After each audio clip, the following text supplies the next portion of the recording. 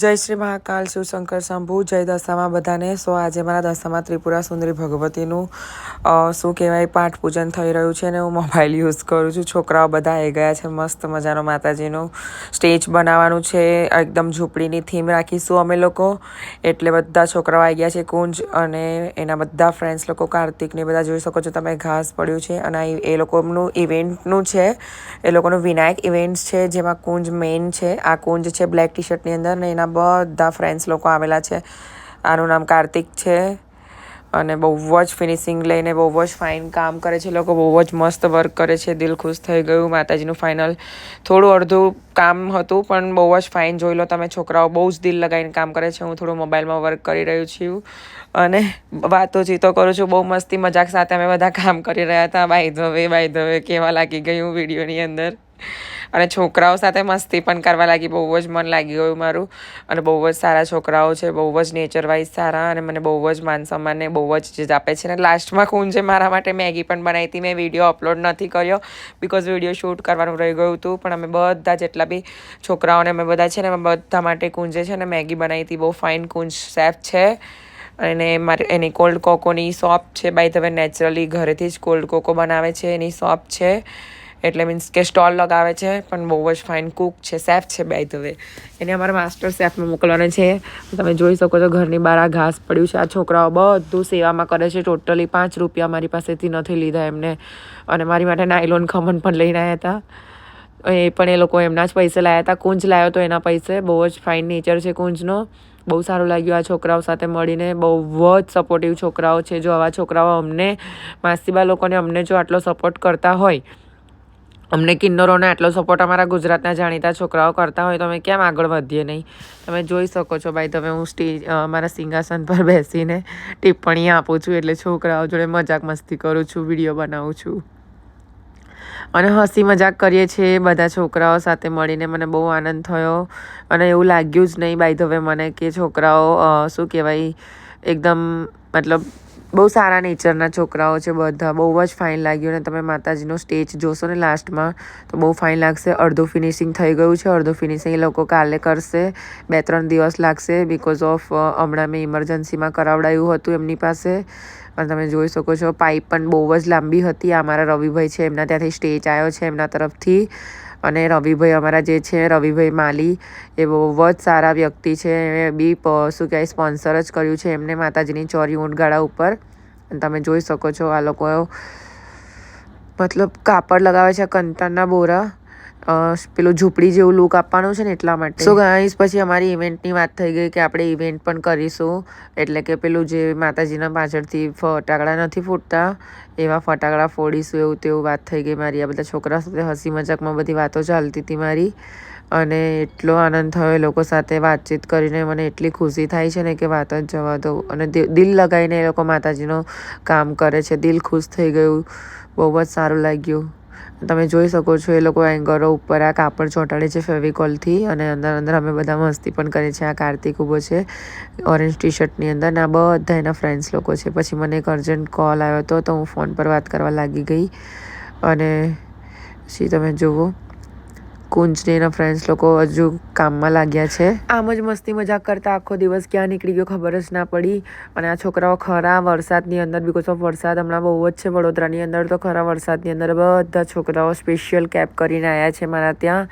મને બહુ જ આનંદ થાય છે ભાઈ. હવે બહુ જ ખુશી થાય છે કે આટલું દિલ લગાવીને આ છોકરાઓ કામ કરી રહ્યા છે ને કે વાત જ જવા દો. પછી હું એ લોકો સાથે વાતચીત કરતી હતી. પછી મીડિયામાં મોબાઈલ જોઈને બી મેં કહેવા લાગી ગઈ વિડીયોની અંદર કે છોકરાઓ કેટલું સારું કામ કરે છે, દિલ લગાવીને કામ કરે છે એવું તેવું. બહુ જ ખુશી થઈ છે બાય ધ વે મને. અને મારી દીકરી આવી ગઈ છે ખુશ્બુ. મારે તો ભગવાન માતાજીનું એટલું સચ છે ને કે મારે તો દીકરીઓ ફૂલ જેવી છે. મારી ફોન પર આવીને ઊભી થઈ જાય મારી દીકરીઓ. ખમ્મા તમને બાપા. અને મારા દીકરાઓને બી ખમ્મા છે કે એક ફોન પર આવીને ઊભા રહે છે. અને પછી લાસ્ટમાં અમે લોકોએ બોલો દશા માત કી જે કરીને અમે લોકોએ મૂક્યું હતું. એ અંદર વોઇસ નહીં આવે. અને મેં કુંજને બધું લાઇટિંગને એવું તેવું બધું કાઢીને આપ્યું છે. તમે જુઓ એની રીતે બધું ચેક કરી રહ્યો છે સ્વિચ બોર્ડની અંદર લગાવીને. અને ગાઈસ આજે મને શરદી થઈ ગઈ છે ને દેટ્સ વાય છે ને વોઇસ ક્લિયર આવતો નથી મારો. શરદીના કારણે. પણ મે બી હું નેક્સ્ટ વિડીયો નાખીશ ને એની અંદર એકદમ ક્લિયર આવશે તો હું બોલું છું બોલો દશા માત કી જે એમ કરીને લોકોએ માતાજીની ઝૂંપડી ચડાવી દીધી ઉપર. અને ફાઇનલ લુક તો તમને હવે આગમનના દિવસે જ જોવા મળશે હવે. એટલે શું છે કે હજુ થોડું ઘણું કામ બાકી, એટલે થોડું ઘણું એટલે ઘણું બધું કામ બાકી છે. 75% કામ બાકી છે. અત્યારે તો એ લોકોએ ખાલી સ્ટ્રક્ચર સજ ઊભું કર્યું છે એંગર ઉપર. અને મારી દીકરી મારી જોડે બાજુમાં બેઠી છે. પછી મેં બહુ મસ્તી મજાક કર્યો અમે લોકોએ બધાએ.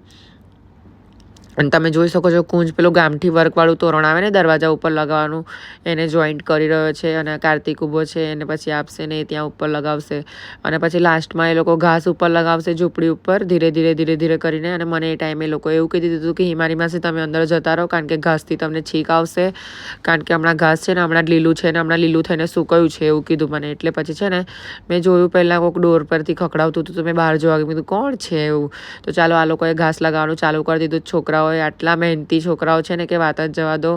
છોકરાઓ માટે તો 100 સલામી છે. મારા દીકરાઓને લંબી આયુષ્ય મળે, એમના ઘર પરિવારના હાથ હાથ રાખે. મારી કાળકા મારી ભદ્રકાળી બિહત મેલડી એવા આશીર્વાદ આપું છું એમના ઘર પરિવારને કે નખમાં રોગ ના આપે.